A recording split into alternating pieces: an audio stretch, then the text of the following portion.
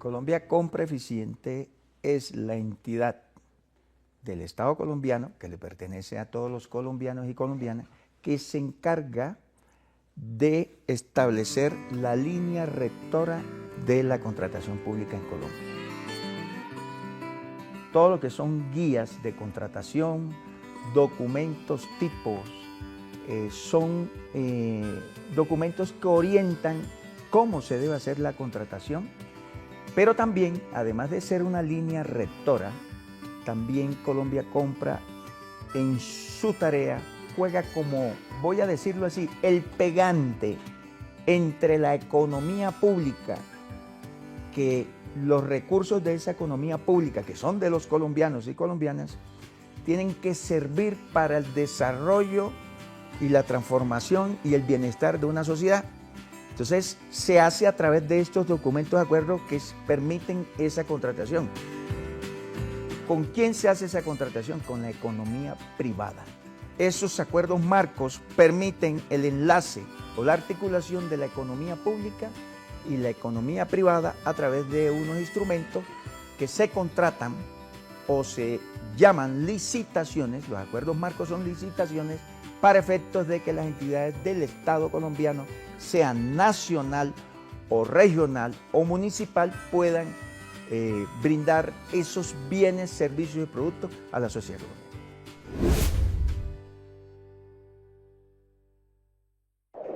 No es tanto que se hagan, digamos, se cuantifique cuántos contratos se hicieron. De hecho, en ley de garantías se hicieron en el mes de enero 544,000 contratos en todo el país. No quiere decir que los hizo el gobierno de Gustavo Petro, en todo el país. Se centraron en cuántos contratos, se centraron en cuántos fueron los montos, pero no se centran en lo fundamental de la contratación, que es hacia dónde se orienta esa contratación pública. Y ahí es donde yo aprovecho para hacer una invitación a los ciudadanos y ciudadanas de Colombia, y en particular a los medios de comunicación, que revisen hacia dónde es el foco de esa contratación, para qué se hace, igualmente cómo se hizo y hacia dónde va a impactar. En la visión de Estado que tiene este gobierno, la contratación pública está enfocada a impactar las desigualdades sociales y económicas que hay en el país.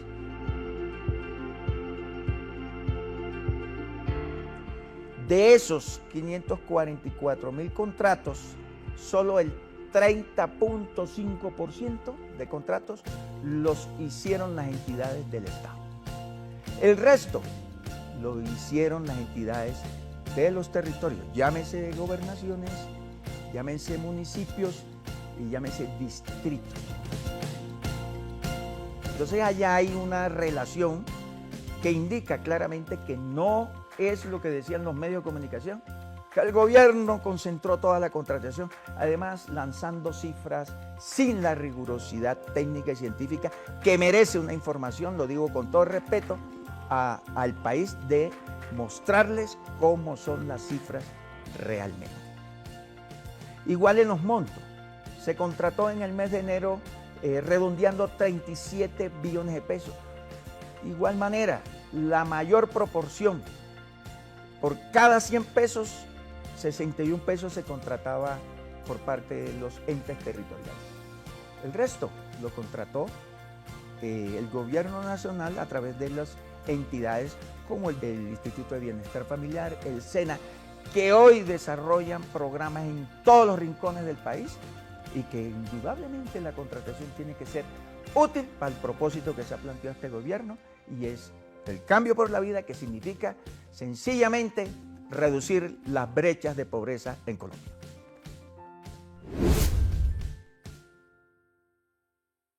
Tenemos tareas para hacer realmente, dejar un mensaje al país sobre el tema de la contratación.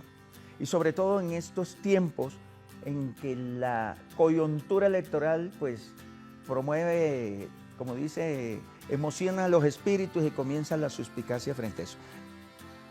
Lo primero, nosotros hicimos un ejercicio de la contratación en general, cómo fue el comportamiento, queda claro que fueron los entes territoriales.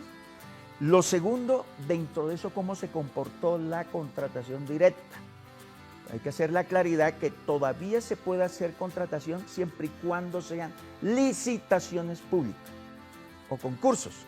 Eso sale de la contratación directa, porque se aplica todo el rigor de la Ley 80 para la selección objetiva. Pero el tema de ley de garantía se pone énfasis en lo que se llama la contratación directa. Voy poniendo un ejemplo. Los contratos interadministrativos es digamos, un componente de esa contratación directa. Lo que llaman las OPS, las órdenes de prestación de servicios, esa es una manera de contratación directa. Yo tengo datos que hemos ido sacando de cómo se ha comportado esa contratación directa,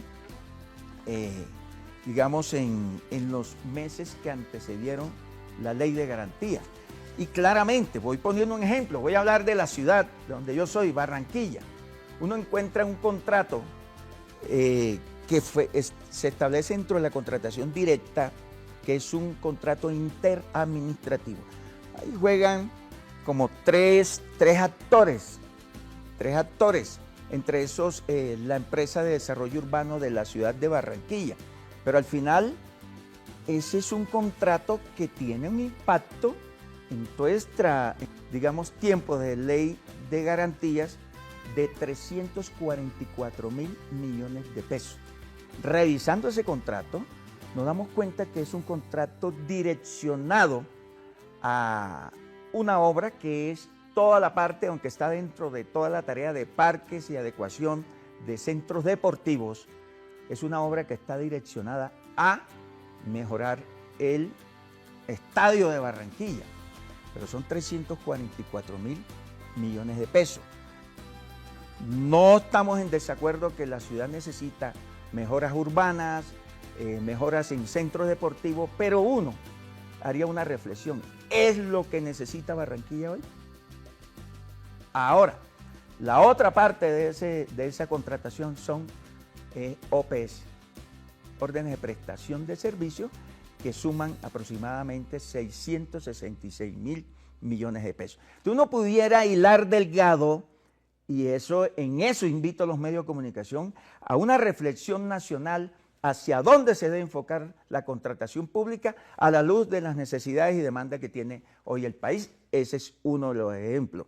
Pero uno mira otro tipo de contratación como la que ha hecho el Instituto de Bienestar Familiar, está orientado realmente a pensar en los niños, en los alimentos de los niños. También como los PAES, sin embargo, uno puede encontrar, estamos haciendo también un análisis sobre los PAES en los territorios, y el presidente lo ha dicho, mucha forma de operar estos PAES están contra los niños, porque realmente también ha habido un interés de concentrar esos negocios de prestación de servicios de alimentación a los niños concentrados en uno o pocos proveedores, cuando perfectamente se puede abrir un camino, como lo hemos planteado también en Colombia Compra, de democratizar la contratación pública para efectos que es alimentación de los niños y también de los soldados y policías de Colombia que demandan alimentos, puedan tener proveedores grandes, medianos y pequeños. Es otra manera de inclusión y de garantizar una prestación de servicio, de alimentación, sobre todo en las escuelas, de mejor manera.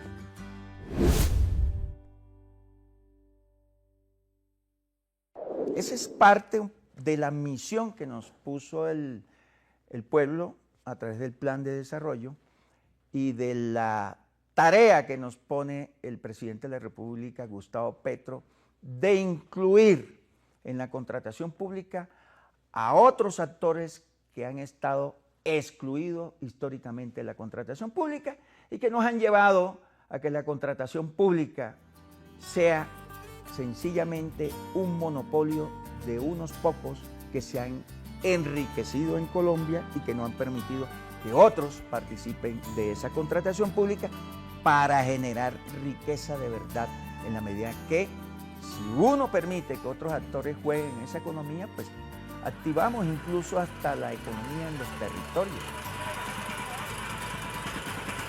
Porque la concentración de la contratación pública en Colombia, primero quedó en un pocos actores. Yo encontré, y todavía sigue siendo, lo digo así con toda la claridad, en Colombia Compra Eficiente, que habían una especie de dueños de la entidad, que siempre son los que se ganaban y estaban presentes como proveedores de los acuerdos marcos. Hoy le estamos diciendo no que no participen, sino que también entiendan que otros actores pueden hacer parte de esa contratación. Entonces, en la medida que vamos democratizando la contratación pública, vamos rompiendo ese nudo, diría yo, dañino de los monopolios en la contratación en Colombia.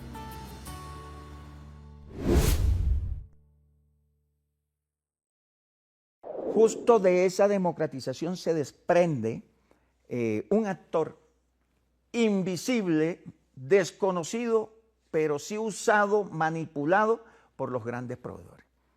Estoy hablando, voy a poner un ejemplo, los campesinos de Colombia, que son los que cultivan el plátano, la yuca, en fin, todos los productos alimenticios que nos llegan a la mesa de cada uno de nosotros en las ciudades, ellos realmente, que son los que la sudan y siembran, le ponen todo el amor a esos cultivos, terminan siendo los más afectados en materia de todo ese circuito económico de la compra y venta.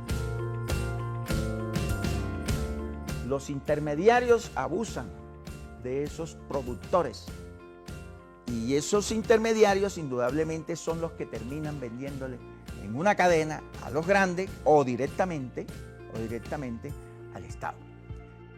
Entonces, lo que hemos hecho nosotros es decirle a esos productores campesinos: ustedes tienen todo el derecho de participar de la contratación del Estado de manera directa, y es lo que ha llamado este gobierno el impulso de una economía popular. Y en otros tiempos estaba invisibilizada. Si uno mira los comportamientos, lo hemos hecho, de cómo participaba la economía popular en gobiernos anteriores, estaba bajo cero y en cero. Pero hoy podemos mirar la curva y encontramos una participación que llega al 30% de los actores de la economía popular en la contratación pública en este gobierno. Ya hemos tenido espacios donde hemos presentado esa cifra, pero esa es la realidad que hoy estamos viviendo, y hoy seguimos moviendo esa economía para que siga participando en una apuesta de equilibrio y de igualdad, porque también la contratación pública se mide en indicadores Gini, porque también hay desigualdad en la contratación pública, y es muy alta la desigualdad en la contratación pública porque sigue concentrada en los grandes proveedores. El mensaje es, por supuesto que necesitamos grandes proveedores, pero necesitamos a esos grandes proveedores, necesitamos digamos, proveedores medianos empresarios, pero necesitamos una economía popular que también juegue de titular en la contratación pública en Colombia. Mi mercado popular fue un camino ya in-house que nos planteamos desde Colombia Compra. No fue idea mía, fue idea de los otros directores que estuvieron en la entidad, de poder tener una plataforma también tecnológica que le facilitara el acceso a la economía popular. Lo que hicimos nosotros fue, ya entrando, lanzarla, y esa plataforma tiene que ir cogiendo los mayores bríos durante el 2026, porque realmente es una plataforma hecha para facilitar la contratación de la economía popular, que no tiene el rigor que tiene la plataforma del SECODOC, que es un poco más compleja para que la entienda el pueblo colombiano, pero ya creo que en Colombia ya hay muchas personas, sobre todo de la economía popular, que ya saben cómo manejar el SECO. El acuerdo marco de alimentos que lo hemos llamado el Acuerdo Marco de la Soberanía Alimentaria, de la Paz y de la Integración. ¿Por qué? Porque este Acuerdo Marco va orientado a los grandes proveedores, a los medianos, pero fundamentalmente a vincular esa economía popular. Un país y un acuerdo marco que activa la contratación, por supuesto, eso se revierte en la activación económica y la producción de alimentos en los territorios. Entonces, hay una hemos dado ya varias capacitaciones y tenemos una, a mí me gusta mucho, nos buscaron organizaciones como los baluartes, entiendo que tienen una confederación, y estos días tenemos una capacitación con muchas organizaciones también de la economía popular que se han federado y se han confederado. Y lo que nosotros queremos entregarles es el conocimiento para que sepan cómo participar, sobre todo en este acuerdo marco de alimentos, porque la mayoría son campesinos.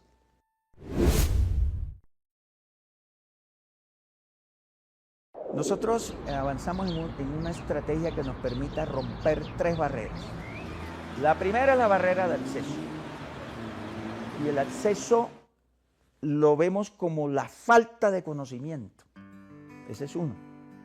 Ni yo sabía que era Colombia Compra Eficiente. El pueblo no conocía esta entidad. Entonces lo primero que hicimos fue dar a conocer esta entidad, una pedagogía de lo que significa Colombia Compra Eficiente y cómo contratar el Estado. Hoy tenemos registros, de acuerdo a las metas que se estableció Colombia Compra Eficiente, que pueden hablar hasta el 2025 de un poquito más de 200.000 personas, entre esos campesinos y campesinas, gente de las ciudades de economía popular que hoy conocen que es Colombia Compra Eficiente. Pero no basta simplemente de que conozcan, sino que activemos o movilicemos esa participación para que contraten. En ese sentido, hay que facilitar, eso es parte de la barrera de acceso que las entidades hacen. Y es que ponen unos requisitos, por supuesto, a la luz de la ley. La ley 80, que es el Estatuto de Contratación Pública en Colombia, es habilitante para los que saben, los grandes proveedores, pero es restrictiva para los pequeños. Esa ley tiene que cambiar. Gracias al componente político de este gobierno, que es el Plan de Desarrollo, que abrió el camino en su artículo 100 de la economía popular. Entonces lo que hemos hecho es una combinación de Ley 80, respetamos la normatividad del Estatuto de Contratación Pública, pero vamos avanzando en los 2 pies con el Plan de Desarrollo que abre el camino de la contratación de la economía popular, y en ese sentido lo que hemos hecho nosotros es un ejercicio nuestro para entender esa economía y permitir flexibilizar los requisitos. Usted no le puede poner una serie de requisitos que realmente no alcanza a cumplir. Entonces, como quien dice, vamos formalizando, pero vamos siendo flexibles para que esa economía pueda participar, y en eso hemos hecho una tarea, no solo nosotros, en articulación con otras entidades que entienden del gobierno nacional, que han entendido la importancia de que esa economía popular participe como actor y como primera línea en la economía de Colombia. ¿Qué pasaba? Uno podría decir que antes, cuando se hacían los acuerdos marcos, entonces el monopolio que llegaba y contrataba o quedaba seleccionado en el acuerdo marco, seguía ahí contratando con el Estado 2 años, si se prorrogaba 3 años, incluso hasta 4 años. Yo encontré 2 empresas que proveían medicamentos, 2. Cuando en Colombia la industria nacional, esa que sí genera empleo, produce el 80% de los medicamentos que se consumen en Colombia, los producen la industria farmacéutica nacional. Y la lógica, y permítame también decir esto, es que muchas veces los recursos públicos salían, el otro 20% salen a comprar medicamentos que vienen importados. Entonces uno dice, bueno, ¿por qué nada más 2 proveedores ya cuando existe toda una industria, laboratorios que pueden proveer directamente al Estado colombiano? Y hay un poco más, bueno, la cifra se me escapa ahora, de gestores farmacéuticos en Colombia. Son muchos. Entonces, ¿qué había ahí? Una concentración de unos proveedores que tienen unos señores que son los dueños. Vimos que ahí había un tufo a colusión en ese acuerdo marco. Y fuera de eso encontramos incumplimientos. Fuera de eso encontramos, digamos, una negación a cotizar de una de las empresas. Entonces lo que entendimos es que este se negaba para que el otro presentara. Entonces al final le hicimos seguimiento a eso y sobre la base de la norma, nos dimos cuenta que ese acuerdo marco no podía seguir y terminamos ese acuerdo marco. ¿Cómo evitamos que se aplaste al otro proveedor? Lo evitamos en la medida en que generamos también sistemas dinámicos y es que ya no es el que llegó, se le toma una foto y queda por 2 años, 3 años y 4 años. No. Nosotros en los sistemas dinámicos abrimos ventanas, que significa que el que no va cumpliendo va saliendo, pero va oxigenando la dinámica del mercado, van entrando otros. Entonces se va perdiendo esa lógica del privilegio, si lo queremos llamar así, de unos proveedores excluyendo a otros.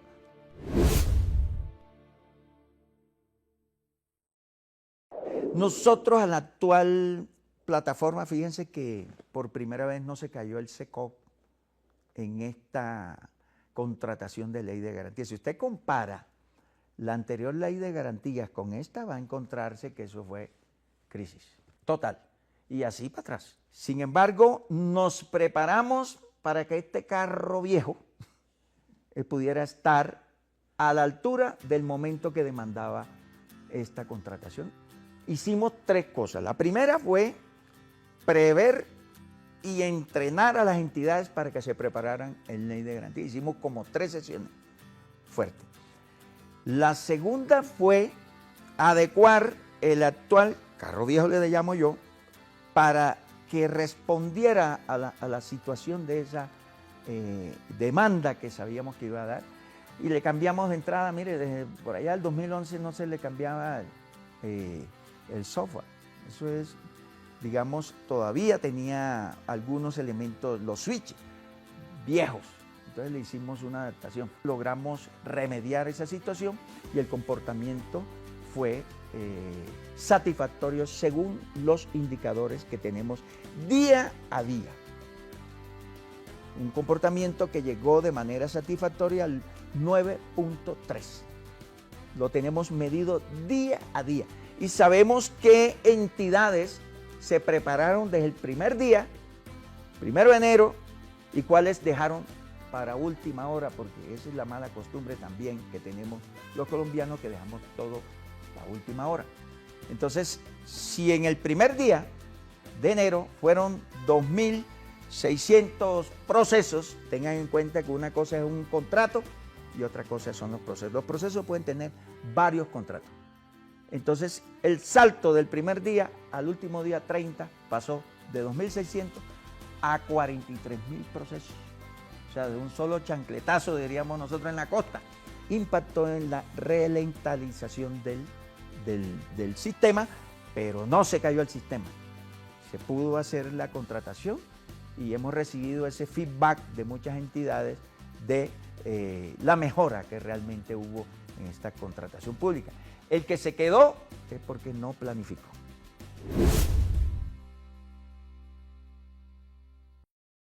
Yo encontré una entidad, yo digo que la entidad más neoliberal que hay en este país se llama Colombia Compra Eficiente. Y esa ideología neoliberal solo piensa que el Estado debe ser chiquito y que lo que tiene que ser grande es el mercado, o sea, lo privado. Entonces, ¿qué pasa? Que piensan que todo se tiene que tercerizar. Entonces, ya hay un cambio de la contratación pública. Entonces, democratizar es todo lo contrario a monopolizar. Primera ruptura, estamos apostando a una desmonopolización en Colombia a partir de una democratización. ¿Ya? No decimos porque nos da la gana de... No, es decirle a los grandes empresarios, hey, democraticen, ustedes tienen derecho a comer, pero hay otros que también tienen derecho a comer. Lo dirían de otra manera, a la tajada de la contratación que tiene el Estado colombiano. Eso es lo que estamos diciendo. Entonces, un antes y un después en la democratización. Pero también, en términos de la transparencia, es un antes y un después. Han intentado escupirle a este gobierno temas de corrupción. Pero la corrupción se da cuando hay mucho monopolio. Y resulta que si usted democratiza, garantiza mayor transparencia. Quita hasta malas costumbres que encuentra uno en las entidades, porque es que esto es toda una cadena. El gran proveedor busca cómo incidir dentro de la entidad y termina comprando funcionarios. A eso nosotros le hemos puesto el ojo.